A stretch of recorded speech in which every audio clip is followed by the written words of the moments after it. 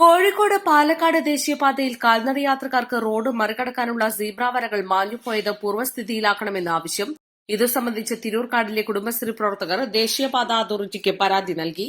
Thirurkad high school പടി, Thirurkad town തുടങ്ങിയ ഭാഗങ്ങളിൽ പല ഭാഗത്തും സീബ്ര വരകൾ മാഞ്ഞുപോയിട്ടുണ്ട്. ചിലയിടത്ത് ഒരു വര മാത്രം അവശേഷിക്കുകയാണ്. ഹമദ് ITI മുതൽ തിരൂർക്കാട് ടൌൺ വരെ നേരെയുള്ള റോഡായത് കാരണം വാഹനങ്ങൾ അമിത വേഗതയിലാണ് കടന്നുപോകുന്നത്. നിരവധി വിദ്യാഭ്യാസ സ്ഥാപനങ്ങൾ സ്ഥിതി ചെയ്യുന്ന ഹൈസ്കൂൾ പടി ഭാഗത്തുള്ള സീബ്ര വരകൾ മാഞ്ഞുപോയത് കാരണം റോഡ് മുറിച്ചു കടക്കാൻ പൊതുജനങ്ങളും വിദ്യാർത്ഥികളും വളരെയധികം പ്രയാസപ്പെടുന്നുണ്ട്.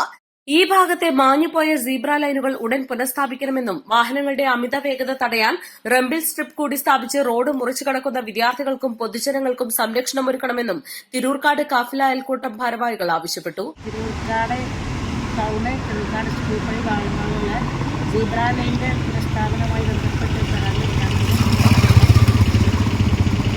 തിരൂർക്കാടിനെ സംബന്ധിച്ച് ഒരുപാട് വിദ്യാഭ്യാസ സ്ഥാപനങ്ങളും ഉൾപ്പെട്ട പ്രദേശമാണ്. കുട്ടികൾക്ക്, ചെറിയ കുട്ടികൾക്കും മുതിർന്ന ആളുകൾക്ക് വരെ സീബ്രലൈനും അവിടെ റോഡ് മുറിച്ച് കിടക്കാൻ വളരെ പ്രയാസമുള്ള ഒരു ഏരിയയാണത്. അപ്പോൾ അതിപ്പോൾ മാങ്ങി കിടക്കുന്ന ഒരവസ്ഥയാണ്.